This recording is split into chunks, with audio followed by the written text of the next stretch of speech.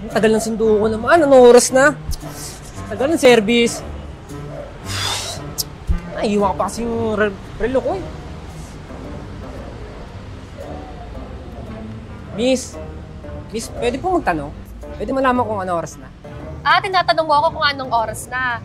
Tapos, anong kasunod niyan, bobula-bulahin mo ako. Siyempre, hingin mo yung number ko, magiging close tayo, mahuhulog yung loob ko sa'yo, tapos jajawahin mo ako, tapos magiging tayo, tapos mambababae ka, tapos magkakaanak tayo. Ang ending, iiwan mo ako. Huwag ka na magtanong ng oras sa akin. Nagtanong pa, nasampal pa? Lang anong buhay ito. Ayaw ko na magtanong. Tangina, sasampal pa ako.